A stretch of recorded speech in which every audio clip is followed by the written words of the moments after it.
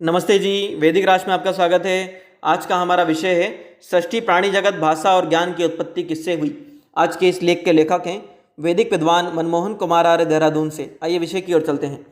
हम संसार में रहते हैं, सृष्टि व संसार को अपनी आंखों से निहारते हैं। सृष्टि का अस्तित्व प्रत्यक्ष एवं प्रमाणिक है। हमारी यह सृष्टि कोई अनुत्पन्न अनादि व नित्य रचना नहीं है। इसका अतीत में आविर्भाव व उत्पत्ति हुई।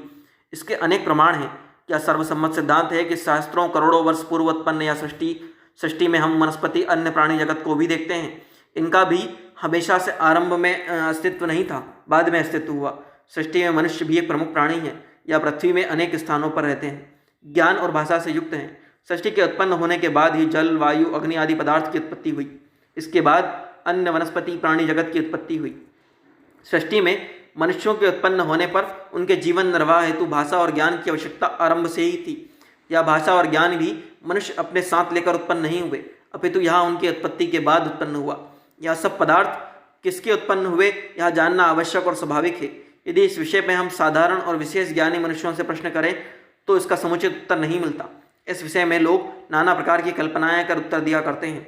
इन प्रश्नों के सही उत्तर वैदिक धर्म संस्कृति से इतर किसी भी परंपरा, मत और संस्कृति, यहाँ तक कि आधुनिक विज्ञान के पास भी उपलब्ध नहीं है। वैदिक धर्म परंपराओं में ही इनके यथार्थ उत्तर मिलते हैं। यह उत्तर महाभारत युद्ध के पश्चात के वर्षों में विस्मृत हो गए थे, जिन्हें ऋषि दयानंद ने अपने अदम्य साहस एवं प्रसाद से खोज निकाला। उनका प्रचार कर उसे जन जन तक पहुँचाने में सफलता प्राप्त की।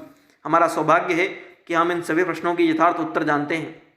ऋषि दयानंद ने ईश्वर के सत्य स्वरूप को जानने सहित मृत्यु पर विजय प्राप्त करने के लिए अपने पितृगृह का सन 1846 में त्याग कर दिया।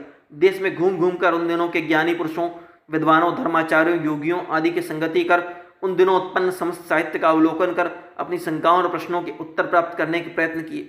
लगभग 16 वर्षों के उनके प्रयत्नों का परिणाम हुआ कि उन्हें अपने सभी प्रश्नों और शंकाओं का यथार्थ समाधान मिल गया। इसके अतिरिक्त वह योग विद्या सीख कर उसमें प्रवीण होकर ईश्वर का साक्षात्कार करने में भी सफल हुए। ईश्वर सिद्धि एवं ईश्वर का साक्षात्कार जीवन में प्राप्त करने वाली सबसे बड़ी सफलताएं होती हैं। इस अवस्था को प्राप्त होकर मनुष्य संसार के विषय में जो भी जानना चाहता है वह उपलब्ध ज्ञान के चिंतन मनन अपनी ऊहा, ध्यान और विवेक से जान लेता है। ऋषि दयानंद ने योग के सभी 8 अंगों का सफलतापूर्वक जाना और प्रायोगिक दृष्टि से भी सिद्ध किया। इसके साथ ही ज्ञान के प्रमुख ग्रंथ ईश्वरीय ज्ञान, वेदों को वेदांगों और व्याकरणों सहित जाना। इसके बाद वह अज्ञान और अंधविश्वास से सर्वथा मुक्त हो तथा सभी विद्याओं को बीज रूप में जानने में सफल हुए। इस स्थिति को प्राप्त होकर उन्होंने वेदों सहित ईश्वरीय आत्मा संबंधित रहस्यों का प्रचार करते हुए इन सभी प्रश्नों के उत्तर अपने व्याख्यानों, बाद में वेद प्रचार, मतांतरों की समीक्षा का अपूर्व ग्रंथ सत्यार्थ प्रकाश लिखकर प्रस्तुत किए। इनके दिए उत्तर ज्ञान तर्क की कसौटी पर सत्य और खरे हैं। इनको जानने के लिए सभी मनुष्यों को ऋषि दयानंद जी के सत्यार्थ प्रकाश, ऋग्वेद भाष्य भूमिका, संस्कार विधि, आर्याव्य विनय, ऋग्वेद यजुर्वेद भाष्य, ऋषि जीवन चरित्र सहित वैदिक सिद्धांतों, वैदिक विद्वानों के वेद भाष्यों का अध्ययन करना चाहिए। ऐसा करने से मनुष्य की सभी शंकाएं और भ्रम दूर हो जाते हैं। वह ईश्वर व आत्मा के ज्ञान सहित सांसारिक ज्ञान से भी युक्त हो जाता है। यही मनुष्य जीवन का प्रमुख उद्देश्य भी है। अतः संसार के सभी लोगों को वेद और सत्यार्थ प्रकाश की शरण में जाना चाहिए। इससे उन्हें वह लाभ होगा जो अन्यत्र कहीं से नहीं हो सकता, हानि किसी प्रकार की नहीं होगी। यही नहीं, यदि इन ग्रंथों का अध्ययन कर योग साधना नहीं की तो जन्म और परजन्मों में सर्वत्र हानि ही हानि होना निश्चित है। सब मनुष्य यह जानना चाहते हैं कि यह संसार किससे उत्पन्न हुआ। इसका उत्तर वैदिक साहित्य से मिलता है कि यह संसार सच्चिदानंद स्वरूप परमात्मा ने बनाया। वह इस जगत का सर्वज्ञान व सर्वशक्तियों से युक्त निमित्त कारण है। अनादि त्रिगुणात्मक सत्व रजस तमस गुणों से युक्त सूक्ष्म प्रकृति इस जगत का उपादान कारण है, जो एक जड़ पदार्थ है। इस प्रकृति का उपयोग ही परमात्मा इस सृष्टि को बनाने के लिए करते हैं। यदि प्रकृति ना होती तो यह संसार बन ही नहीं सकता था। यदि इस प्रकृति में सत्व रजस और तम गुण ना होते तो भी यह सृष्टि अस्तित्व में नहीं आ सकती थी। यह प्रकृति अनादि, नित्य, अविनाशी, ईश्वर व जीव से पृथक सत्ता होने सहित ईश्वर के पूर्ण नियंत्रण में रहती है।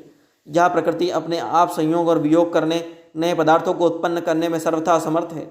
अतः जो वैज्ञानिक प्रकृति से स्वतः सृष्टि का निर्माण स्वीकार करते हैं, परमात्मा को सृष्टिकर्ता न मानने के कारण प्रकृति से स्वयं सृष्टि की रचना होने का उनका सिद्धांत खंडित हो जाता है। सृष्टि की रचना का वर्णन वेद, दर्शन, उपनिषद आदि ग्रंथों के आधार पर सत्यार्थ प्रकाश में भी पढ़ने को मिलता है।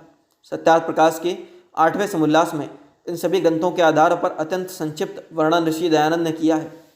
उस वर्णन को सभी मनुष्यों को पढ़कर हृदयगम्य कर लेना चाहिए, निभ्रांत हो जाना चाहिए। सत्यार्थ प्रकाश में सृष्टि उत्पत्ति के प्रकरण में ऋषि दयानंद ने लिखा है कि प्रकृति, जीव और परमात्मा यह तीनों अज अर्थात अजन्म और अनुत्पन्न हैं, अर्थात इनका जन्म कभी नहीं होता, ना ही कभी जन्म लेते हैं, अर्थात ये तीनों सब जगत के कारण और आधार हैं।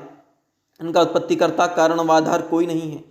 इस अनादि प्रकृति का भोग अनादि जीव करता हुआ इसमें फंसता है, बंधन में पड़ता है। इस प्रकृति में परमात्मा न फंसता है, न उसका भोग करता है।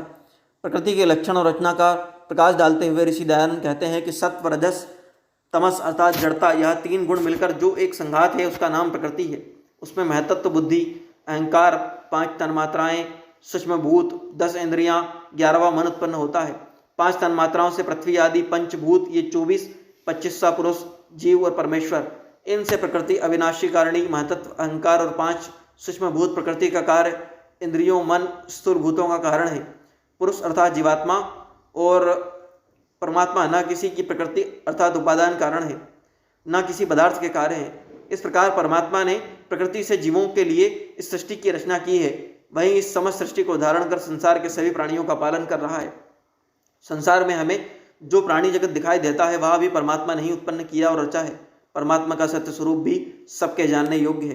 परमात्मा का स्वरूप सच्चिदानंद स्वरूप, निराकार, सर्वशक्तिमान, न्यायकारी, दयालु, अजन्मा, अनंत, निर्विकार, अनादि, अनुपम, सर्वधार, सर्वेश्वर, सर्वव्यापक, सर्वंतर्यामी, अजर, अमर, अभय, नित्य, पवित्र सृष्टि करता है। सभी मनुष्यों की उपासना करने के योग्य है।